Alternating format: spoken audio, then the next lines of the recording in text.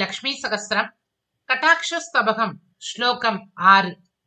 ஜடம் மாம் அப்யார்த்தம் ஜனனி சிசிராபாங்க விசரைஹி கிருபாபூரஸ்மேரைர் க்ஷணமிக கிருதார்த்தி குருமுதா ததக் கோவா தோஷஸ் தவ பவதி தைத்யாரி தைதே மரௌவா மேரௌவா பகவதி சமம் வர்ஷதி கணக.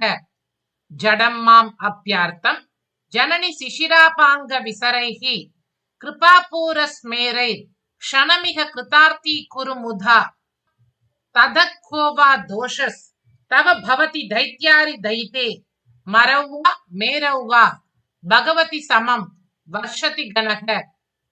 தாயே, செல்வத்தை சேர்ப்பதற்கு வேண்டிய வழி தெரியாதவனும் அதனால் தரித்திரனாக இருப்பவனும் ஆணவம் மிகுந்தவனாகிய அடியேனையும் உனது கடைக்கண் பார்வையால் அனுகிரகிப்பாயாக என்று இந்த கவி பிரார்த்திக்கின்றார்.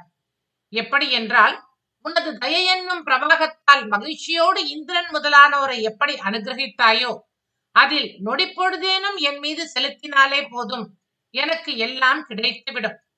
தாயே, தாழ்ந்த எனக்கு அருளினால் உனக்கு ஒரு குறையும் வந்துவிடாது. எல்லோருக்கும் பேதமின்றி அருள்கின்றாய் என்ற பெருமைதான் உனக்கு கிடைக்கும். மேருமலை எல்லா செல்வங்களும் நிறைந்ததாய் உயர்ந்த தேவர் வாழுமிடமாய் உள்ளது. ஆனால் பாலைவனமோ தண்ணீரின்றி வாழவும் தகுதியற்றதாய் உள்ளது. ஆனால் மழையோ எந்த வேறுபாட்டையும் காணாது மேருவிலும் பாலைவனத்திலும் சமமாகவே நீரை பொழிகின்றது. ஆகவே தாயே, சர்வஜஞான உனக்கு இதை நான் கூறவும் வேண்டுமோ? இந்திரனை அனுகிரகிப்பதில் ஒரு நொடி பொழுதேனும் என் மீது செலுத்தினால் உனக்கு எந்த விதமான குறையும் வராது.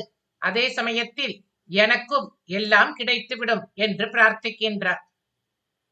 ஜடம் மாம் அப்யார்த்தம் ஜனனி சிசிராபாங்க விசரைஹி கிருபாபூரஸ்மேரைர் க்ஷணமிக கிருதார்த்தி குருமுதா ததக் கோவா தோஷஸ்தவ பவதி தைத்யாரி தயிதே மரௌவா மேரௌவா பகவதி சமம் வர்ஷதி கணக.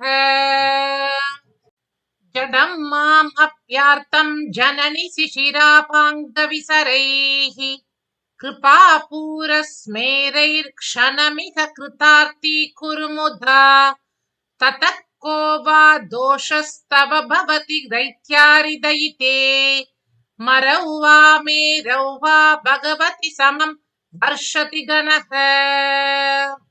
தாயார் திருவடிகளே சரணம்.